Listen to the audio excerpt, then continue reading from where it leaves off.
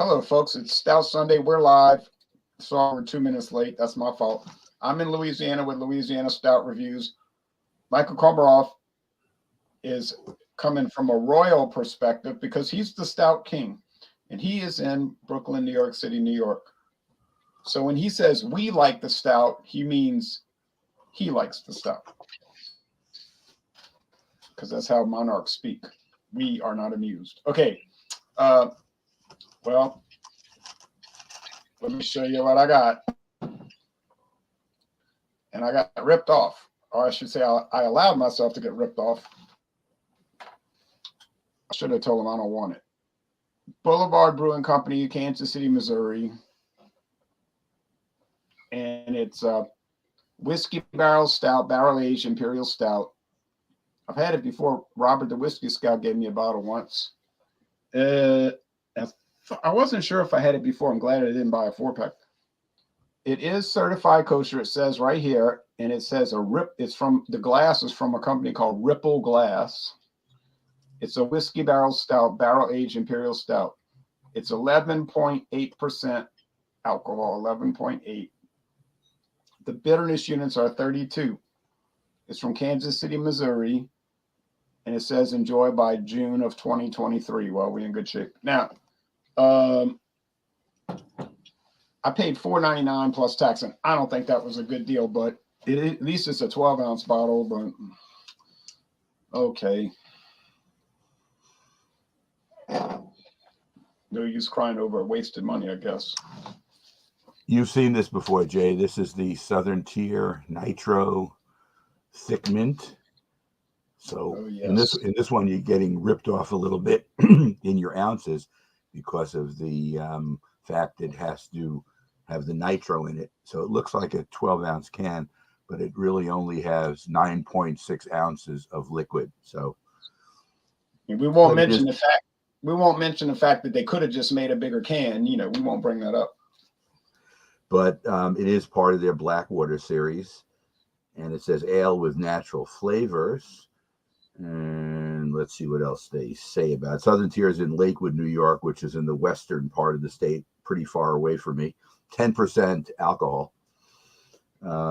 It says color black, body creamy, bitterness low moderate, volume 9.6 fluid ounces, made with milk sugar.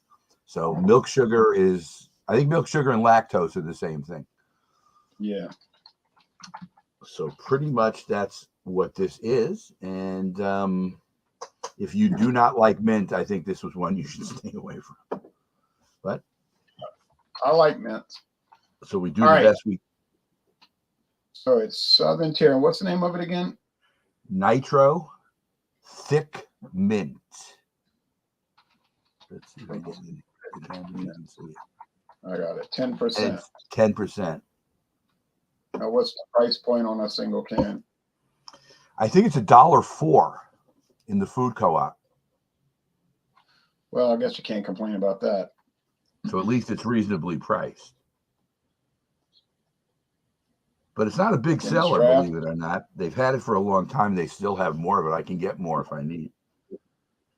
Yeah, I'd buy it if I could get it. But as you know what happened in 2014. Southern Tier is no longer available in Louisiana. I never saw it after 2014. Used to see it all the time. Used to see Victory beers all the time. Gone. I guess maybe there's just too much. I think too much. Maybe there's just too much other stuff. Too much. Anyway, they probably calculated. Their distributor probably calculated that what they were earning by putting it on the shelf wasn't justifying the cost to bring it down here and put it on the shelves. Does that make sense? It does, but maybe in the future you'll get some. That's what you have to hope, I guess. Right at the time it got pulled was when we started really getting flooded with a lot of Louisiana produced beers. And they're going to push everything off the shelf, basically. Has your situation changed with Bell's since Larry Bell left? Yeah. And it became now We it's an don't get much. independent. It's an independent company, but it hasn't been taken over by one of the big conglomerates, as far as I know. No, But I Bell's know did get bought out. he's no longer in the day-to-day operation. I don't think He retired. he retired. He wanted to retire. He made a post on his website explaining what happened. He said, I know people are going to call me a sellout. Yeah, okay.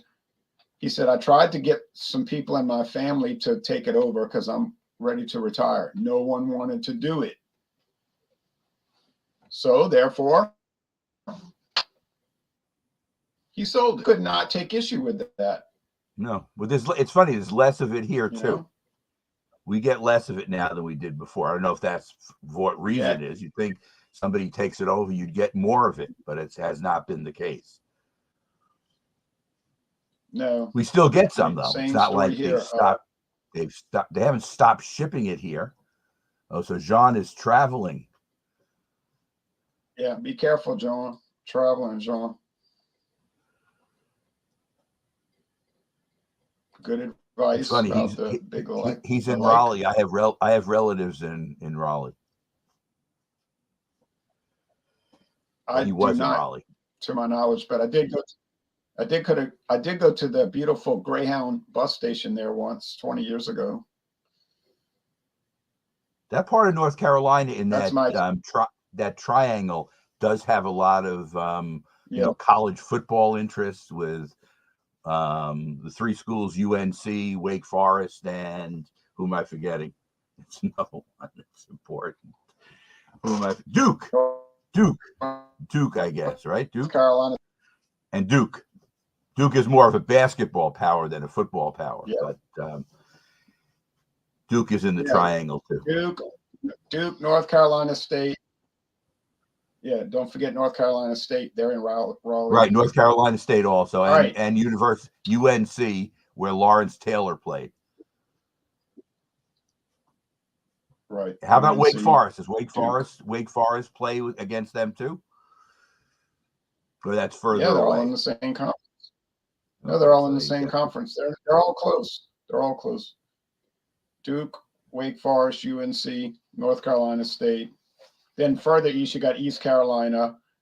Right. And then out in the mountains, you got Western Carolina and Appalachian State. But okay, anyway, people say, is this a college show or is this a beer show? So, Jay, you want to start reviewing yours? I'm ready. Yeah. Okay. So here I am with the beer. Let me check and make sure it's 12 ounces. I'm gonna throw a fit if it's not. No, it's 12. Yeah, it is 12. I mean, if it was 11.2, you would just have gone berserk. Actually, I would have, and I'd have been okay. This company was bought out by the same people that bought out Gang, and that's Duval Mootgott, right? Yes. So yes. If anybody's going to start complaining about that, they might want to go check their history and their portfolio, because Duvel Mootgott is not exactly a mass production junk beer company by any stretch. Oh, they do brew wonderful stuff in Belgium.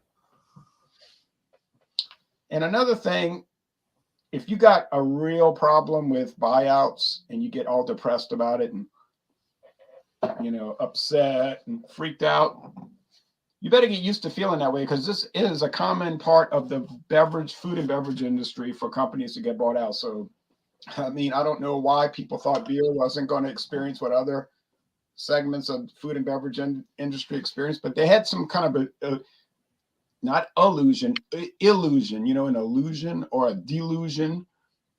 And so when it started happening, I thought, well, that's about what normally occurs. But in the beer world, it was sort of like they thought, no, it's different. It's different. Craft beer is different. Guess what? It's not. It's not. You're right. Look how dark. Dark brown. Can you see through it? Oh, no, indeed not. Okay, so it's opaque. Okay. Oh, definitely. And light's not going to come through it, I don't believe, except maybe in the very bottom where it's not so thick. And it's got a beige head. Okay. And I have it in this beautiful snifter that I bought. And I only broke one of them. Bought two. There's one thing I can do, y'all, and that's break glasses accidentally. It's part of life. It's only, but I only break my good glasses. You don't break the cheap ones. No, never. They never. All right. Except for one. Okay, so now I'm going to do the screen there, and then I'll go back to the comments. So don't worry, folks. Don't worry, Commerce Ozzy. Oh yeah, I already posted yours about he still gets plenty of Bell's beers, Blue Ice, and so forth. We're going to post them. I can't do it all at once. So let me screen share.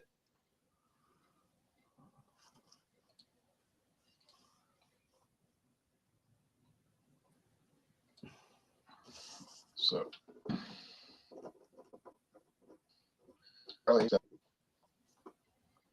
it says over the top, but surprisingly approachable. This twist on the classic style starts with several types of malted barley, but it's a multigrain. They use rye, oats, and wheat as well. So lots of different barley malts, then rye, then oats, then wheat.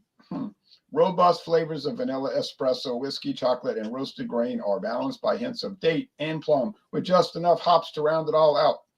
Roughly 1/3 of the final blend is freshly brewed beer. The rest is aged for up to a year or more in both first and second use whiskey casks. So they're using X whiskey barrels that are either used for the first time or the second time after the whiskey. Okay, ABV 11.8, IBU 32, so pretty good IBU. It's on draft and bottles, no cans, no cans, no cans. Okay, there's a locator tool. Jay, does Boulevard have any cans of any of the stuff they brew? Have you ever seen a Boulevard can? I think I saw Boulevard cans of their pale ale and their wheat ale. So some of their more things that are not as complex. Yes. And Boulevard beers started showing up in Louisiana about 6 weeks ago. 6 weeks. All right. Aroma, rich malts, chocolate, espresso, whiskey, vanilla, oak, malt, roasted chocolate, caramel, malt, hops, supporting bitterness, slightly spicy herbal flavor, aroma, malt and whiskey barrel balance, full body, food pairings, homebrew, and nutritional information. 354 354 calories per bottle. Well, if you're on a diet, stay away from it. Right. But if you have a need to gain weight quickly, this could be the thing to do it with. All right. So let's do the aroma. It smells like, I'm not trying to be smart. It smells like whiskey barrels. You know, John Anilli was complaining about a beer that was from Boulevard too, that was touting cherry. He said, well, if it's cherry, where's the cherry, you know? And I was like, yeah, if you're going to tout it, you shouldn't have to like be searching for it, you know? And that was our complaint about the Moohoo white chocolate milk stout.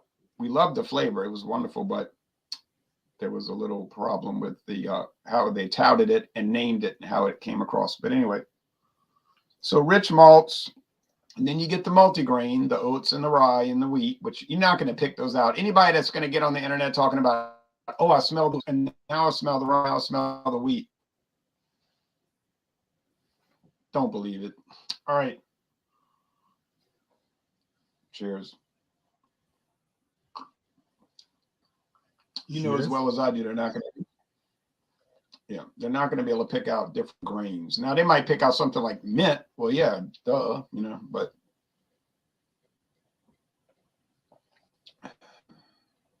all right. When I tried this last year, thank you, Robert. I liked it, but I didn't love it. And the score I gave it wasn't super high. And and it hasn't changed.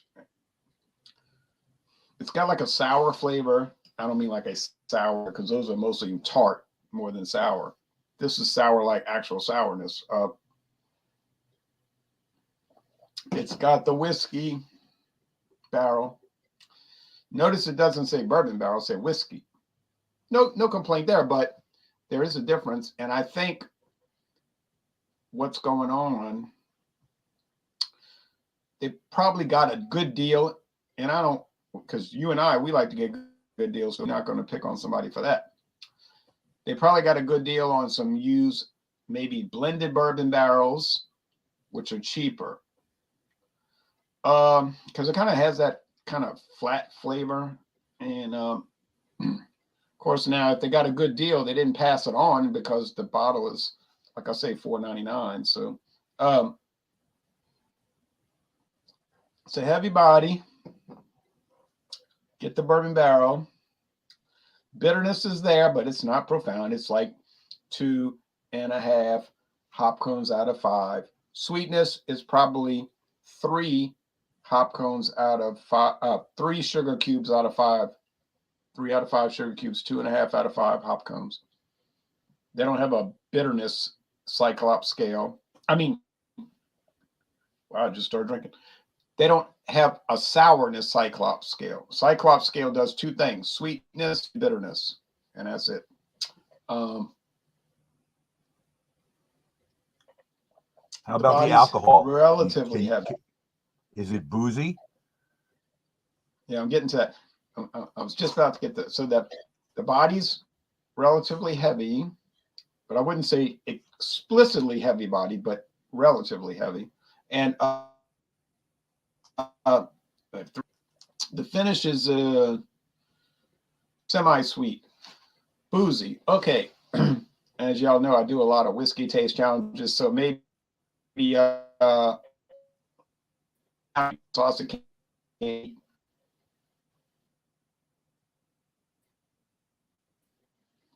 But yet, if you don't drink a lot of liquor, sorry, I bugged out. If you drink a lot of liquor, it's gonna like scream. If you don't drink a lot of liquor, it's gonna scream booze. You know, if you have a hobby like I do, it'd be different. You know, but still, the most important thing is the overall experience and flavor. And I'm not super thrilled with it. I hate to say that. I hate to say it. I'm going to go back and look up my old review and see what I gave it on paper last year. But that's about all I can say about it. I don't want to wear it out. Now,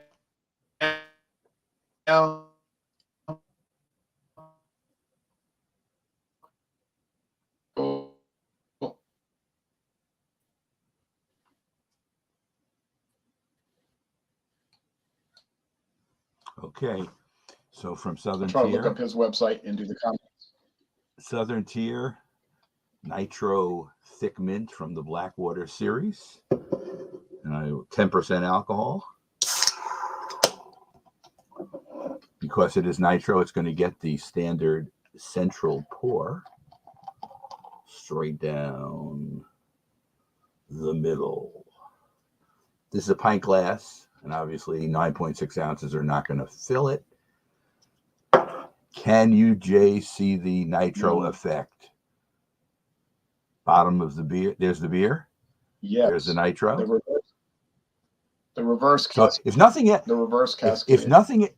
If nothing else, these beers are cool to look at. I mean, you have to hope they taste good too, but they are cool to look at. Okay, so I love looking at them. Like Jay's, it is dark brown and you can't see through it. So it's dark brown, you can't see through it. And the top part, which I guess is your nitro mix thing, will subside. But at this point, early in the pour, it's holding up really well. It's very bubbly and it's beige in color. And I mean, it really looks like a good beer. Let's get a nose on it. Okay, If you can't smell the mint, then you have to have yourself checked out because it is decidedly mint forward, at least in the nose. And I don't know, Jay, do you ever get can't smell the junior mint, mints? you probably caught it. You can't. Do you get either junior mints or Andes Yes, mints? Andes. Okay, so that's what it smells like. It smells like an Andes mint. So they've accomplished the mint part, at least in the nose. Other than that, You you don't get mint. you don't get anything else. You can't smell the roasted malts at all. The mint covers any other taste, but let's see if it's that way in the taste also.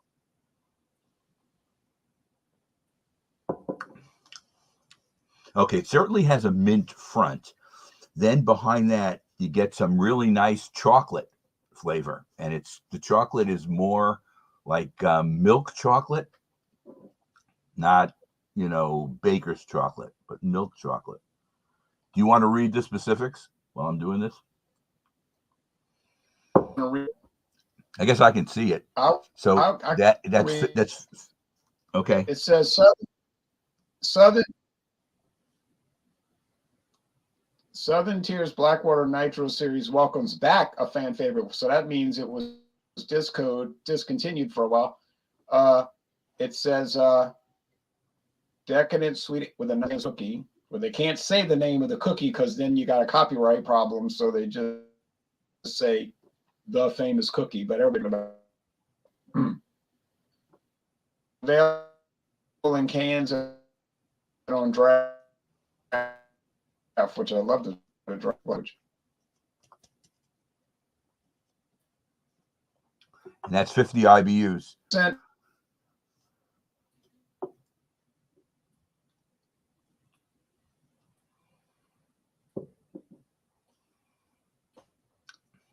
He mentioned milk sugar, chocolate, and peppermint additions.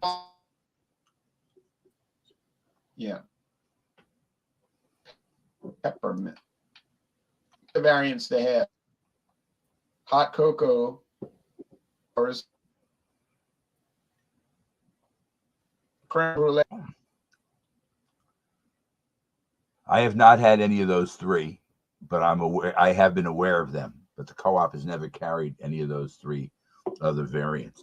Okay, so anyway, it's creamy, so the milk sugar that's in it is accomplishing its purpose, and you cannot taste the 10%. So this is real dangerous. It's almost like the combinations that they put together here. It tastes just like a session beer. Can't taste the alcohol. You can taste there's some alcohol in it, but you can't. If a 5% beer has 10, that's a good sign they've done a good job of, brewing it. I wish there was a way to have put this in a 16-ounce can where you would have gotten your real 12 ounces, but they chose to put it in a smaller can and give you 9.6, which I guess is the way it is. I'm fortunate that when they do put these kind of things on sale at the co-op, at least they're reasonably priced. So if you're paying $1 for a 9.6 account, I think it's $1.04. But when you're paying that for a 9.6 ounce, it's not like they're raking you over. It's semi-fair. Anyway, I was going to mention to you before, the co-op sells your same Boulevard that you have for $4, $1 less than you paid for it, which probably would have made you happier. Oh yeah, but I don't know if you. Yeah. I noticed that Total Wine's prices have been creeping up a lot. So I'm totally shocked. But it was funny when I was looking for beer, and I've had that one before. I looked at some of the lower alcohol ones, the ones that were more session type, like Mackeson's from Scotland. Yes. I'm not sure. Okay, and that was almost $2 for a 4.9% beer. And what I said is, if Boulevard's twice as strong, I'm willing to go for the $4. That was my reasoning for doing it, because obviously the Mackeson's not barrel aged, and that was almost $2 for a 4.9. But it is imported, so maybe that increases the price too. Okay, so let's get further description on this. The body is medium. The drinkability is really plus. So if you like creamy and minty and chocolatey, it's almost like a confection more than it's a beer. That's how good it is in that way. Like I say, and the alcohol is well masked, and it's it's more sweet than it's bitter, but it does have 50 IBUs. You get bitterness on the finish, a little bit like a mild bitter finish, but it's more sweet through the middle. It's definitely a plus beer, and if you do see this can in your store, or any, I would assume the other ones in the series are good as well, you should pick it up and give it. It's technically called a milk stout, and I guess a lot of the milk sugar beers are milk stouts. But I've been enjoying this, and I might decide to buy more of it. I don't know. We'll see. They still had it as of last week when I was at the co-op, or earlier this week.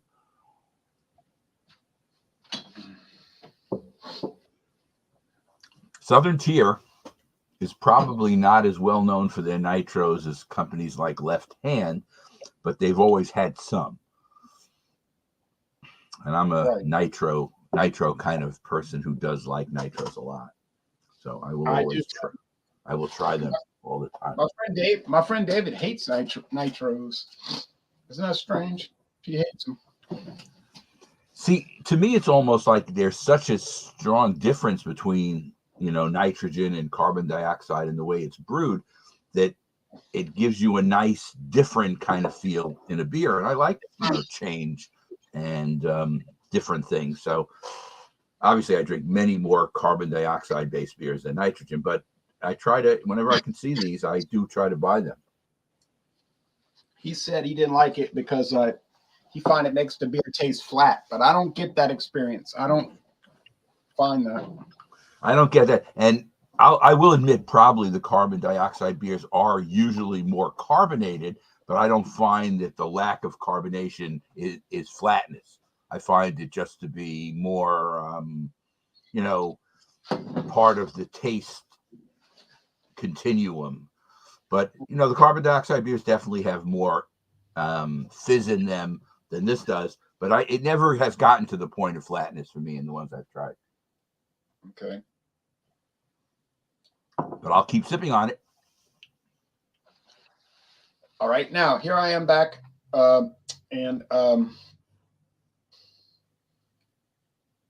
yeah, you can't get tired of that Guinness Nitro. Okay, interesting. Here's an interesting thing. I'm going to show this on screen share. This kind of shocked me. This is from 1.5 years ago, but I don't have a perfect memory. No. So this advocate's saying about the beer I'm drinking right now. They're giving it a 92. Well, I wouldn't call, personally, to me, 92 is not outstanding. I'll say it's an 8. Well, it's interesting because I think 91 is called very good, and I think 92 is the first outstanding number that they have on Beer Advocate. What? I think on Beer Advocate, if you look at their scale, I think 91 is very good. So the drop, when it goes up to 92, that's the first outstanding. That's the lowest outstanding they have. And then at 95, it's something even better than outstanding. Yeah, world class. So here's what I said on July 5th, 2020. And I gave it a 98. No, a 99. Maybe I was ill that day. I don't believe I was taking medicine. No, I'm just kidding. All right. I said Whiskey Barrel Stout has a medium beige head and a dark brown appearance with some ascending bubbles on the side. I couldn't pick up the bubbles today on the side. The lacing is minimal. Yeah, that's still the case. The aroma is of whiskey and dark malts. Let's see. Yeah, raisins too. Now I'm noticing raisins. The taste is of whiskey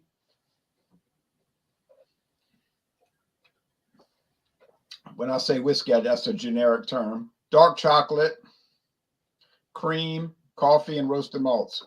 Yes, I go along with all of that. Whiskey barrel stout has a high medium body.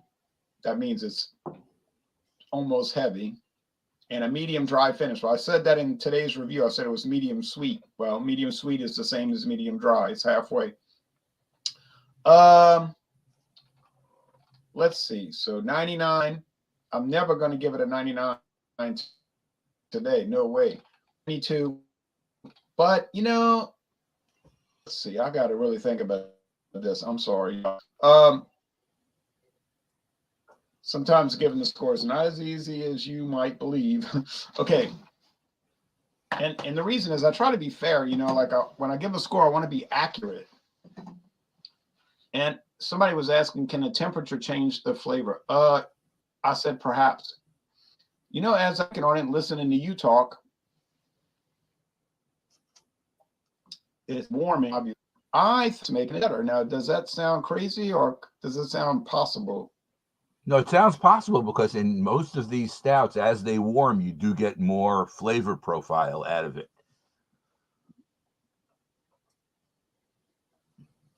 Mine is pretty much just still minty and chocolate. It hasn't changed in that way, and creamy. Yeah. All right, enough's enough. I gotta make up mine.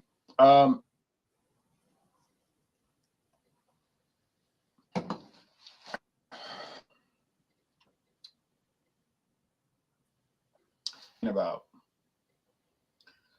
it's touting whiskey barrel, and you are definitely going to pick up whiskey barrel. That's coming through. Now, whether it doesn't say bourbon. See, you got it. Like William Kepley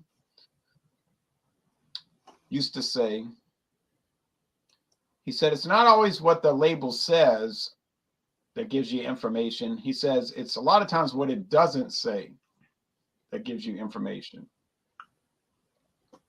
So it doesn't say bourbon barrel, which is usually a selling point. Usually they'll say bourbon barrel, bourbon barrel. It just said whiskey barrel. So that's telling me something. Okay, but that's cool, you know, but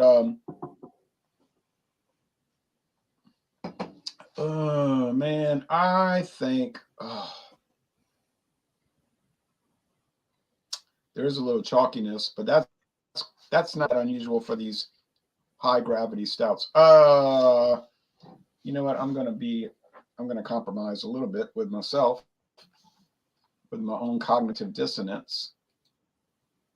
And I'm going to say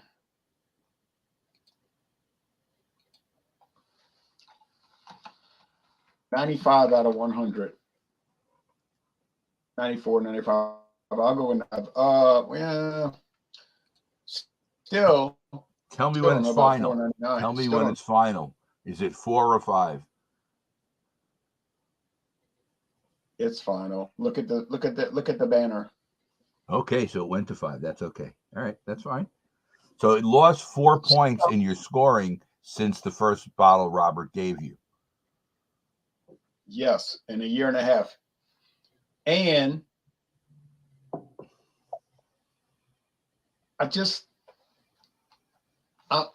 if it was $3.75, I'll feel better about it, you know. But I can't say too much. I'm talking stupid in a way because I'm fussing about this. But then the other day I was thinking about buying the Guinness the Guinness Mint Imperial Stout at 10%, and they only give you 11.2 ounces. And you know what they charge in? $4.79. So why would I complain about $4.99 for 12 ounces when I could get the Guinness Mint 10% for $4.79? It's like, I don't know. Maybe I confuse myself. Well, I think the difference why the food co-op is cheaper is because they're only making a straight profit on everything they sell, and they're not going to mark up that any more than anything else. And they're obviously getting it for $3 and something, and they mark it up to $4, and that's their profit structure and whatever it is. And that's why you could sell something like the nitro beer for $1.04. They must have bought a lot of this nitro beer, because I remember when they first put it out, they put it into their promotion. They have a promotion section where they have stuff they're marking down, possibly, but they never mark it. Although sometimes you can get beers for 52 cents. That's the Yeah. bottom. That's as low as they You'll usually go. You'll never see a nitro 10%. You'll never, whether it's got mint or s'mores or whatever, you'll never see a nitro stout in Louisiana for $1.09, or would you say $1.09? $1.04. $1.04. No, you won't see. You will never see that. But it's a markdown special. So normally it would probably be twice that. It would probably be $2. Yeah, but well, they mark it down because look, they're trying to make it move, and there's still stuff sitting. I may buy more. I bought 2 4-packs of it so far. This is the 8th can, and that's the last one I have. But I've given some away. I gave some to friends. I gave a couple to a couple of friends to try. I'll say this real fast. My friend David, David Garlipede, he's been going to the store on a highway that's close to the Mississippi River. It's called the Salvage Store, and I think they get food from stores that went out of business, or like a truck got wrecked on the interstate, and or crazy or short dated stuff. So he's been buying the last 2 months. He calls me twice a week, 3 times a week. He said, "Guess what I got now?" So he gets all these short dated beers or past date beers. But he's getting imperial stouts. He's getting a Doppelbox, 8 to 10% beers. Now, I'm not saying he's getting a Keystone Light. He's getting these for like 79 cents a can, and he's been stocking up on them. I don't know what you think about that, but he thinks it's a good value because he's getting 8 to 10% beers for 79 cents a can. Anytime, I guess, it's over 8%, you really don't have to worry so much about the shelf life or what the dating is on it. But the only thing I would worry about in these cases is how have they traveled? In other words, you still can mistreat it, if you know what I mean. And if it's mistreated, thrown around, shaken up, that certainly can affect those beers, I would think. Could be sitting out on a barge on the Mississippi River in the heat for days. Stuff like that. So you take that risk, but you're only risking 79 cents for each can, so it's not a great risk kind of thing. Like the ones I buy at the co-op for 52 cents, how can I really go wrong even if they are a little bit dated? I figured the same thing with that. But they only mark it down to 52 cents if the stuff is not selling. So I'll notice sometimes it's $1.04, and then 3 weeks later they're still there. They mark it down to 52, and that's as low as they'll go. And it's funny, I remember back, and of course, inflation probably has had an effect on this. So this goes back 6 years maybe. They once had, and I can't remember who the brewer was, but it was somewhat from some brewery in New England. They marked down a beer to a quarter, 25 cents, and it was almost obscene. So I was in the car with my wife Audrey, and I said, maybe I should buy a couple of cases of this. And she says, "You already have so much beer. Why are you gonna, But it seemed for a quarter, how could you go wrong? And it did turn out to be okay, but it wasn't great. In other words, it wasn't something you'd say, "Oh, this is wonderful," kind of thing. But that's the cheapest beer I've ever seen. Their average price is probably like about $1.50 now, even, or maybe even more, maybe closer to $2 on most of the stuff they do sell. But you do notice beer prices in general have followed inflationary trends, and they're definitely higher. And the macros seem to be the macros, which I don't buy, but you do sometimes. The macros have gone up a lot. Oh, it's unreal. It is unreal. Now, but he said in the year that he's been buying all of these, he only got 1 pack that was rancid. Like he just brought it back. He said this stuff's bad, and they took it back. So, but I guess if you, Michael, lived around where he lived, and you had access to Imperials 8 to 10% for 79 cents, you'd probably. I would dabble in it at least and try it and see it. And if I liked it, I probably would be like him and go off and buy a lot of it. Or if there's different varieties you're able to get. So I'd probably be along his lines. I like a good buy. I think a good buy is important if you can get one. Oh, he's been buying a lot of it, and keeps calling me and saying, I did Andy Gator 8%, and it's really good. And I did it's all these 8 to 10%. He's not, he's like he's not going to get these 4.5 to 5s that are a year out of date. No, those are not going to work. Those are guaranteed to not be good because they've passed their point of maturation, and they're on their way downhill from there. And even if you're getting it for 79 cents, it's not any kind of deal because it's on its way down for sure. All right, you want a number from me on this one? Yeah, but before I do you, and I'm going to give you the time, I'm going to do a few little promos, but it's not going to be many. Don't worry, it's not going to be many. All right, so no problem. I'm finishing up this stout. So you weren't totally happy with it, but you still thought it was good. Yes, and I would recommend it, but for $3.99. Not okay. I got you. But not for $4.99. All right, so Wednesday, and I know we won't see Michael, but Wednesday we're examining Coors Banquet. Some of the guys are like, yeah, and other people in our circle are like, well, you won't see me, But Coors Banquet, and then when we go into December, but when we do Coors Banquet, something like that, instead of getting like 100 people watching, we'll get like 400 people watching. I'm not saying I do it for the views. It's just something I notice, So if you think macro beer is dead, I don't think macro beer is dead. It's just not my favorite style. It's okay. No, I don't mean you. Because I know you know that. But I mean, if a viewer thinks that, no. No, it's very alive. Yeah. All right. So, but we're doing it, and so people had asked about it. So, but now December 7th, we're doing Joker's Wild Wednesday. You can bring whatever you want. And then the rest of December, the last 3 weeks of December, the 14th, 21st, and 28th, we're doing holiday beers for the holidays. I've got New Belgium Holiday Ale. It's a new product. I've got a Beta Christmas Ale.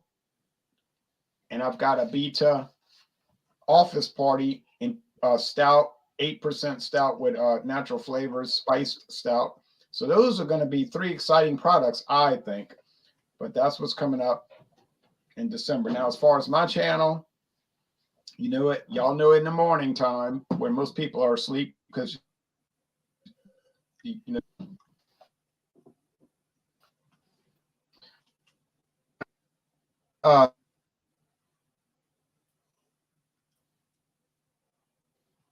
I could see when it locked up a little bit. All right, but I'll But we're gonna do whiskey taste challenge Monday in the afternoon. But I've got Evan with the ordinary product. But I've got something from Brooklyn, New York City, New York. And thank you, David Garlopy. This is Kings County Distillery peated bourbon whiskey. It's bourbon whiskey made with peated malt from Scotland. It is 90%, 90 proof, 45% alcohol. It's from Brooklyn, New York. It's New York City's oldest whiskey distillery. And David gave it to me. And this runs about $50 a bottle, but he's like me and he's like you. He got a deal, so he gave it to me. He paid like $38, That's a good price. That's a good price for that. Yeah, $50 bottle for $38, That's a good price. So that's coming up. Then I'll show you this. I went to Aldi. We got an Aldi now. They haven't totally stocked it like they should. Their beer selection is pathetic. But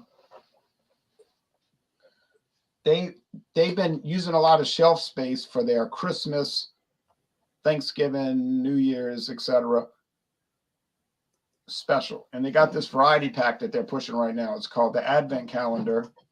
And you get 24 beers. Each beer is a different style, and it's $49.99 for 24 cans. So it's $2.08 a can. So here's an example of what you get.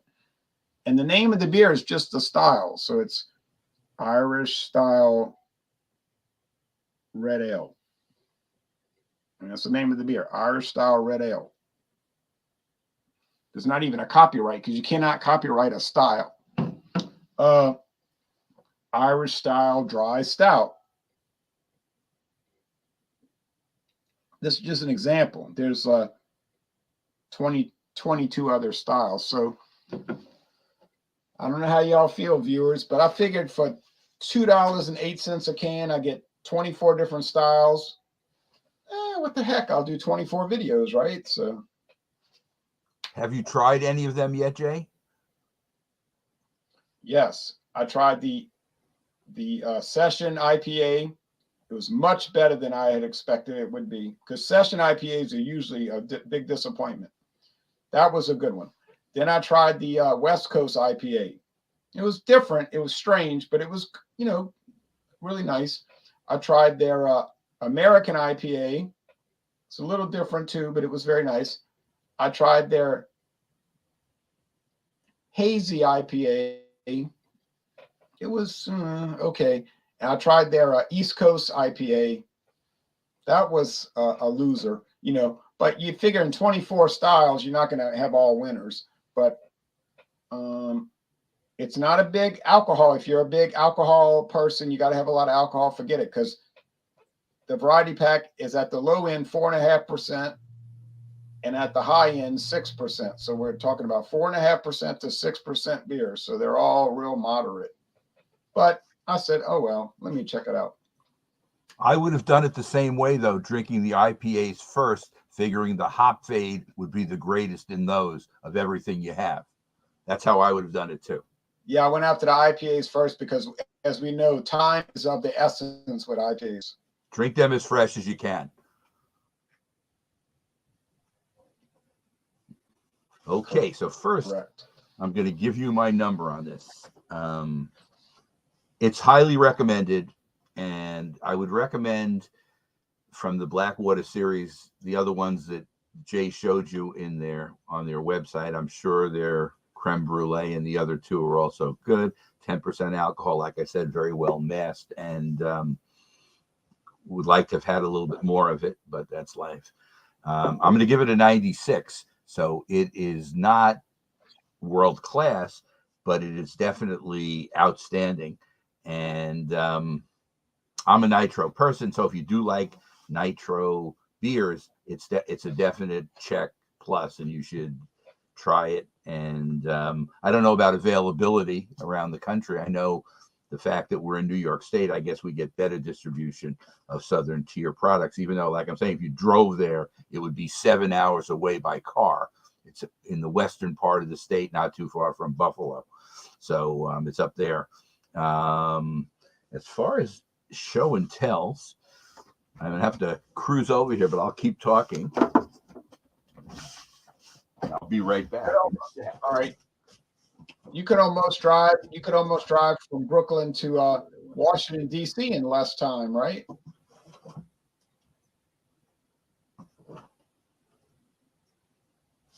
Okay. I think you mentioned, Jay, that Amagon had been bought out by Duval Mortgott as well as Boulevard. But now these bottles precede them being sold out. So this is, and I'm sure you've seen these 25.4 ounce bottles before. This is their triple perfection Belgian style triple at 8.9%. This is not barrel aged. So this is just a straight Belgian triple that's brewed by Amagon. And for some weird reason, they don't date these. Oh, that is. And I'm not worried about it at 8.9%. You could probably sit on it for a while without any problem. I also have, and this one is barrel aged. This is their barrel aged double. Dubbel, yeah. Ale brewed with coriander, orange peel, all your typical Belgian licorice twist, whatever that is, some kind of licorice thing. Cumin. Is cumin an interesting Belgian, I guess, beer additive? Belgian style beer additive. All right, so I think Uh, total I have like 4 of these Right. different bottles. 2 of them are barrel aged, 2 of them are just their straight products, and I've been sitting on them.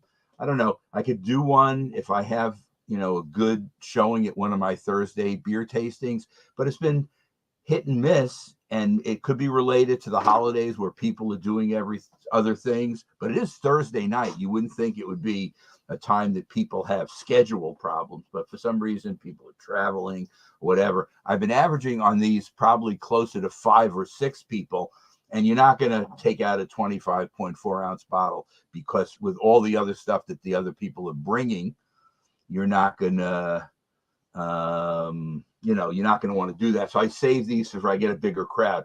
The most I've ever had at one time is 14. I think, Jay, the night you were there with the last time, last July, was probably about 10 people, maybe 9 or 10, maybe, that were there. A little bit more than average anyway.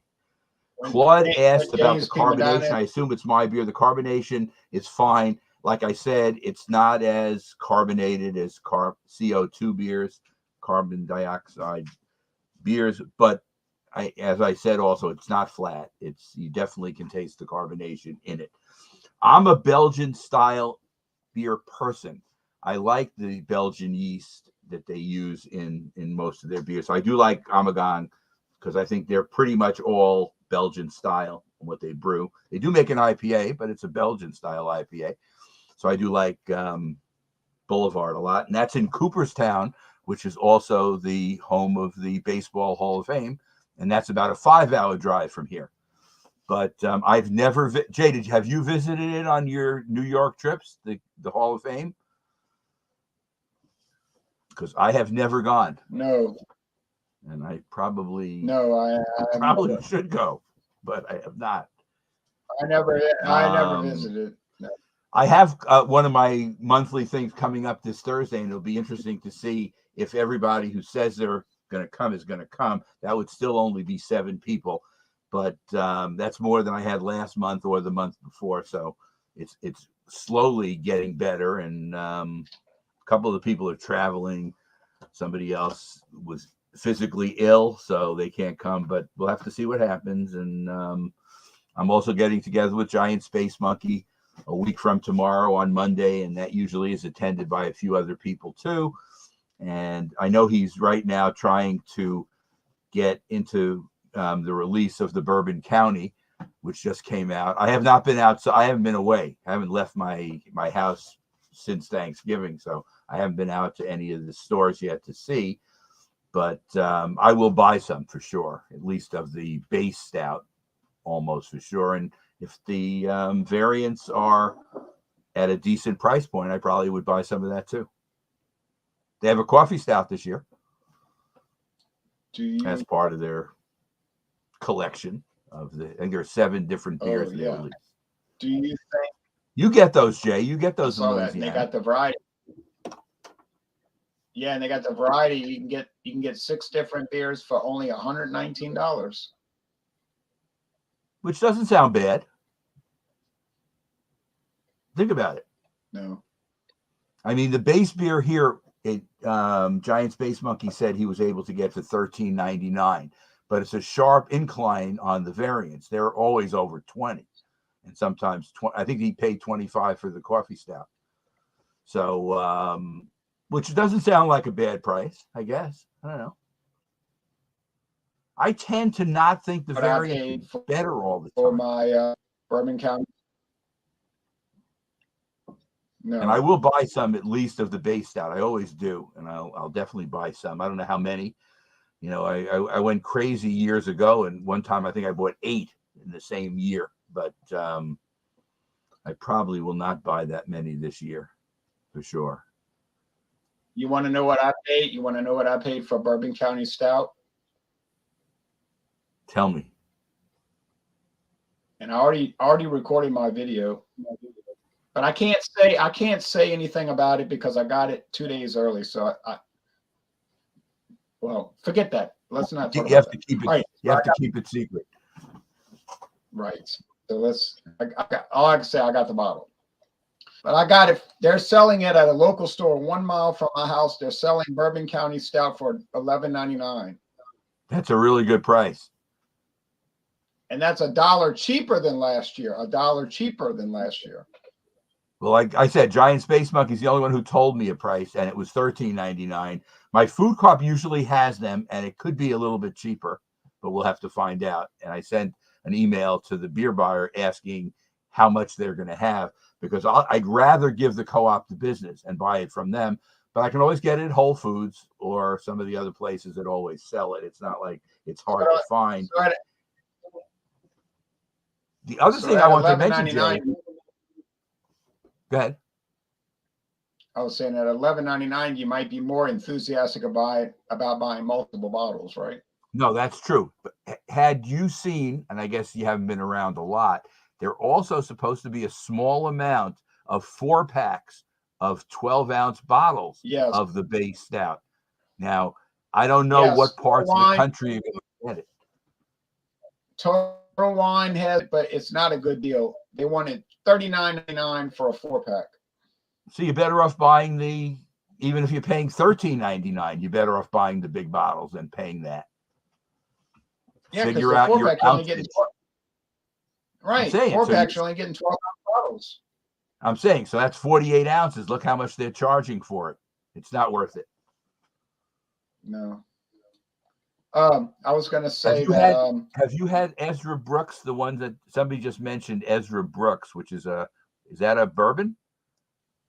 Yeah, I never had it in my life. Nope.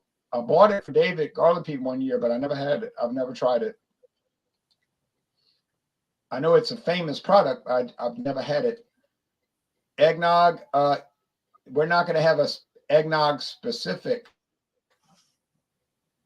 And welcome to bring eggnog. My daughter and I and her boyfriend, we reviewed eggnog yesterday, and it was interesting. We weren't really in love with it, but it was interesting. I've paid $9.99. I've paid $9.99. I've paid $9.99 a number of times, but those days are over. Yeah, inflation, if nothing else, has increased it a couple of dollars a bottle, and maybe as much as $3 and $4 a bottle where you are. Depends on how much supply they have, I think, what kind of price they are going to sell it for. But I'm with you. If I could get some for $11.99, I would buy at least an extra bottle or two. But $13.99 is not a horrible price for what you're getting. No, 14. And again, we're talking about the base beer. The variants are at least 50% more than that. Yeah. What I wanted to ask you, as I said, I wanted to ask you before we get off the air, do you think that one of the reasons Duvel Moot bought Southern Tier is that Southern Tier concentrated on Belgian style, so it was a perfect fit for a buyout? Maybe.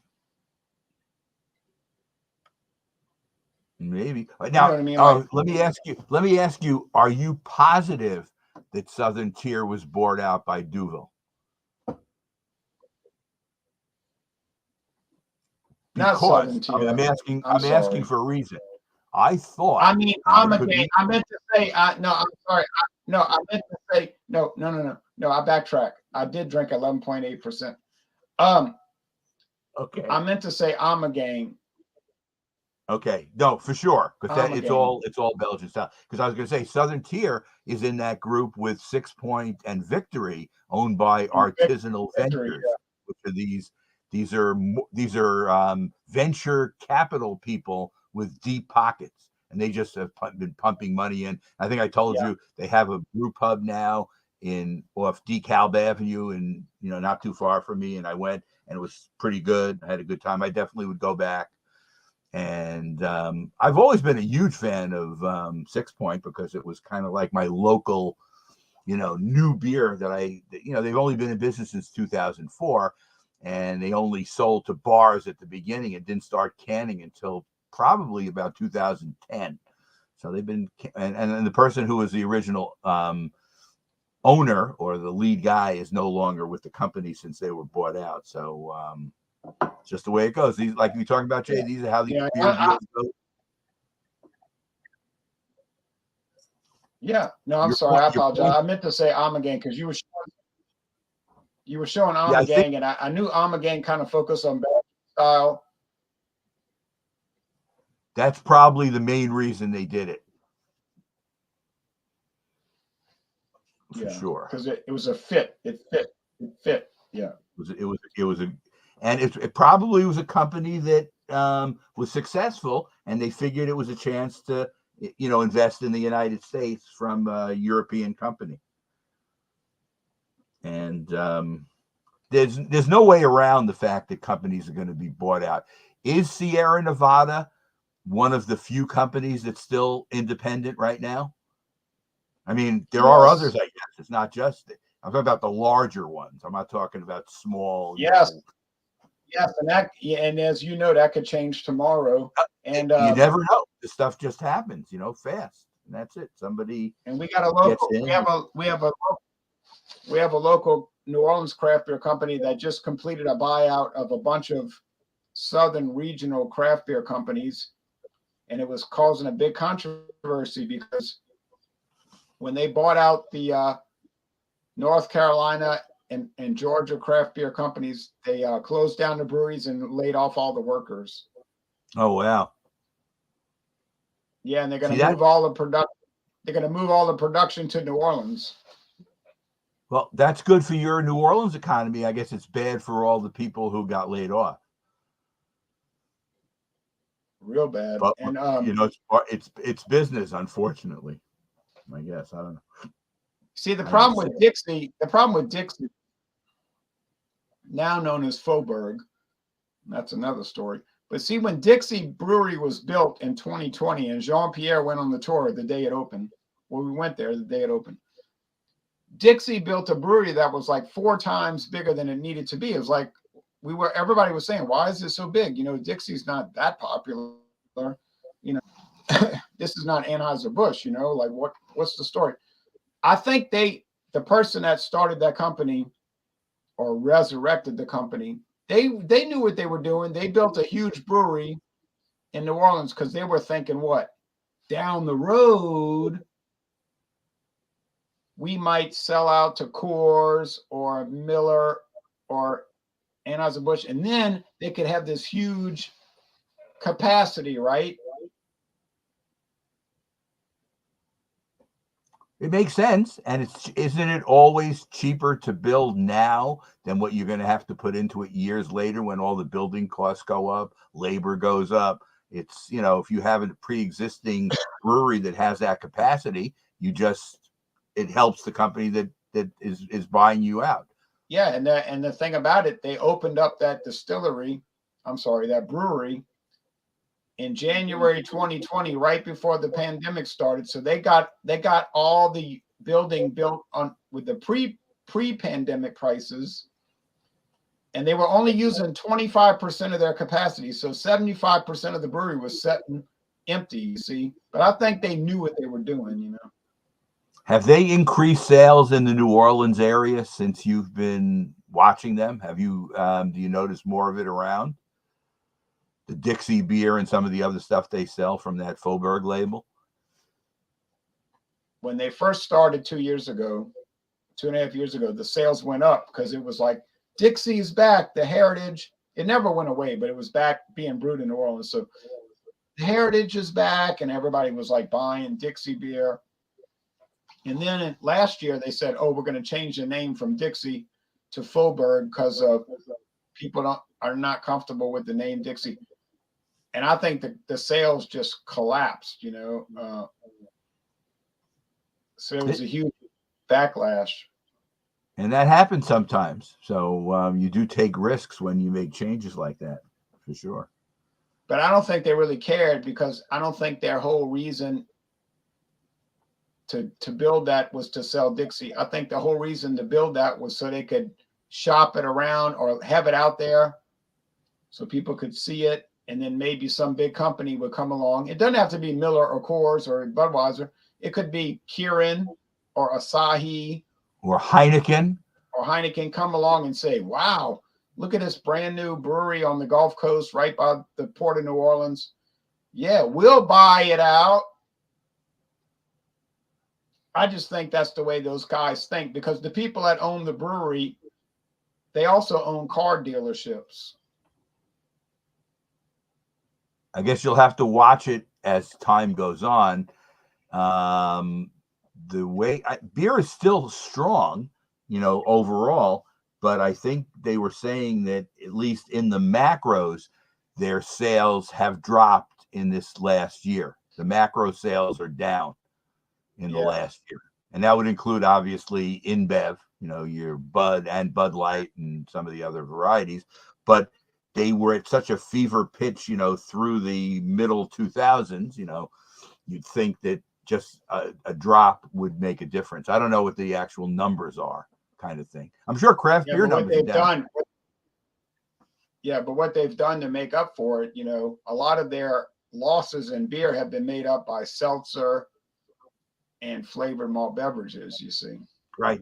They're in just about everything now. So, I mean, they make money on something all the time. And they sell off a lot of in the brewing process. It creates other items which they sell separately too. So it's a profitable business for sure. And we'll just have to watch it over time to see, like you say, what's going to happen to Sierra Nevada, what's going to happen to the few other independents that are still around. But for the most part, most of them have been bought out, or if they have been bought out, a company has a percentage of their operation based on money they've put in, kind of thing. Oh, you mean like Yingling, who is an independent company, but now they have this working agreement with Molson Coors. Right. So they must be pumping some money to them, and they must be, hoping, maybe they're hoping at some point they can fully take them over. I don't know. Because they do have two breweries. Yeah, because a lot of Yingling. One in Pottsville, I think, and one in Tampa, right? They have a brewery in Tampa as well.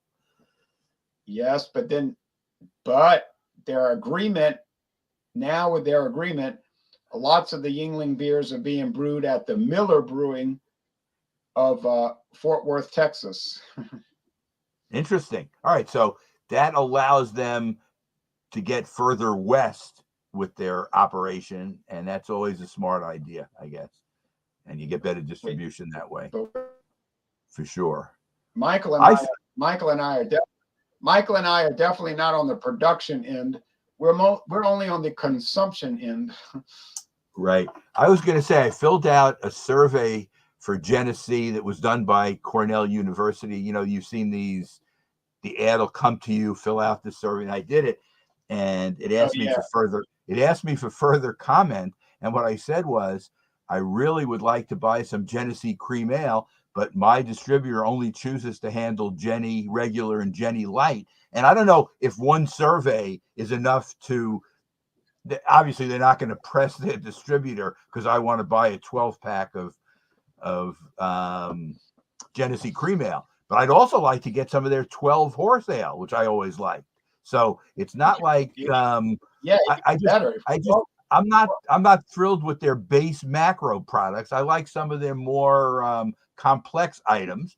But I guess in Brooklyn, the people figure that that's the stuff that sells. Maybe that'll change over time too. People will realize that there are discriminating beer craft buyers here. And I'm not saying that Genesee is craft. It's really a bigger company than craft, but it still could brew beer that's good, that's a little bit more complex than just, macro. Yeah, the cream ale is definitely a step up from the ordinary. And the 12 horse is a big step up from the ordinary. And it makes you wonder, about that. And we're not talking about high alcohol either. The 12 horse is still less than 6. So it's not like it's one of these monsters. It just has really good taste. And when you get taste like that, you say, hey, this is really well brewed. I used to, when I lived, I guess it was when I was in Atlanta, for some reason we were able to get it. No, maybe it's not Atlanta. It's when I was out visiting my friend who lived outside Philly. We were able to get it there.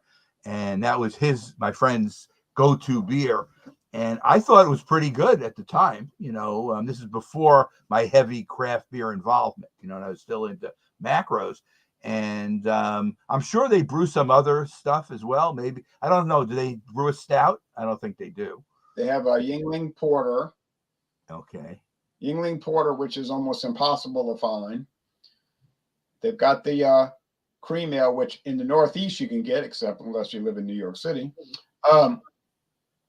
All these macro companies, their best beer is their ale. Like Pabst, their best beer is their Ballantine ale. Molson Coors, Foster's ale. Now, most people, when they think of Foster's, they're thinking of the Foster's lager, but the Foster's Premium Ale, which used to be called Special Bitters. So let's see, the Genesee Cream Ale, Ballantine Ale, Foster's Premium Bitter or Premium Ale. I'm missing something. There's another one of these big companies that makes an ale, and it's always better, than normal. I agree. And if you had to ask me, I like ales better than lagers anyway, as you probably know. I mean, that's just a personal preference kind of thing. I do drink lagers, so. Right. I've made a new revelation. I should just tell you before I forget. I am no longer going to buy any Sam Adams standard beer.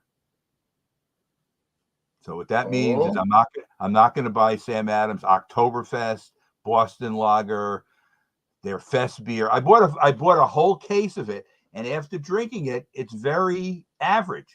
It's not anything to go crazy, and they charge you. And I bought a case at Costco, where you get a better price by buying 24 at the same time. And it turned out, I think it came out to be $1.37 a bottle, which isn't bad, but for even $1.37, I expect it to be above average, and it was very average. It's okay.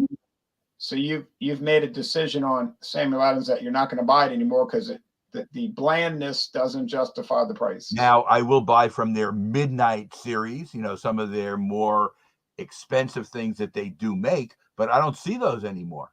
Those don't seem to be around that much anymore.